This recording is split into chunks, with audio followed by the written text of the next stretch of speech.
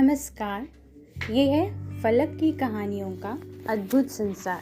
किस्सा कहानी, कहानियाँ जिनमें हम लिखते हैं खुद को। मैं रोली श्रीवास्तव आपको सुना रही हूँ लेखिका मीनाक्षी चौहान की कहानी आशीर्वाद। मेहंदी रचाने का कितना शौक है निकी को, ये भला अम्मा से ज़्यादा और कौन जानता होगा।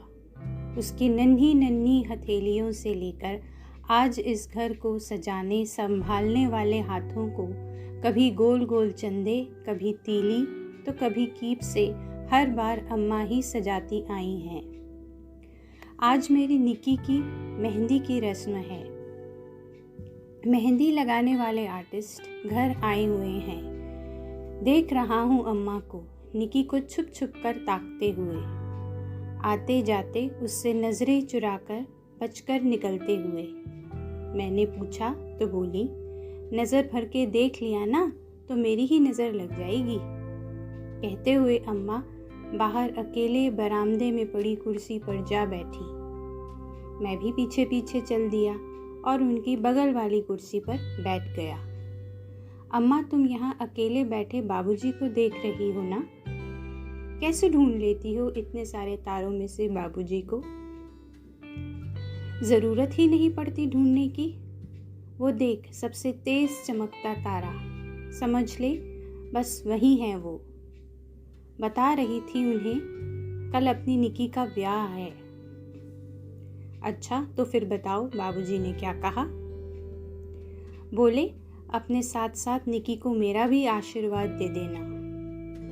बच्चों से हम दोनों अपनी अलग दुनिया में विचरने लगे। बातों में खोए हम दोनों माँ बेटे के बीच में कब श्रीमती आ गई पता ही नहीं चला। एक हाथ में मेहंदी लगाए हड़बड़ाती हुई मेरे पास आकर बोली, निकी मेहंदी नहीं लगवा रही है, जरा आप चलकर देखिए ना। अंदर गया, देखा घर आई सारी महिलाएं, बच्चियां बड़े उत्साह से उन आर्टिस्ट लोग से मेहंदी लगवा रही हैं, सिवाय मेरी बेटी के। पास गया, पूछा।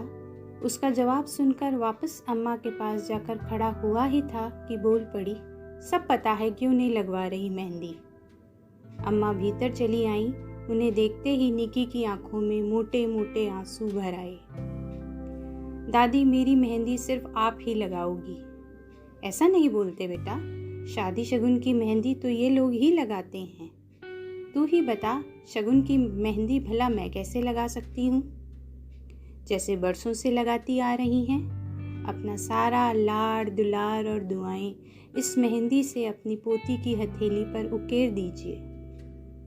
श्रीमती थाली में सजी मेहंदी की कीप अम्मा की ओर बढ़ाते हुए बोली।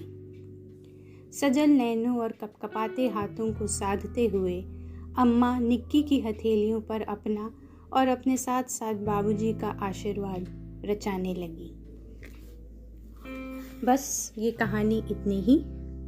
अभी आप सुन रहे थे रोली श्रीवास्तव की आवाज़ में लेखिका मीनाक्षी चौहान की कहानी। अगर आपको कहानी अच्छी लगी हो तो आप हमारे चैनल को सब्सक्राइब कीजिए। ये फलक का चैनल है किस्सा कहानी। मैं रोली श्रीवास्तव। फिर मिलते हैं एक नई कहानी के साथ। नमस्कार।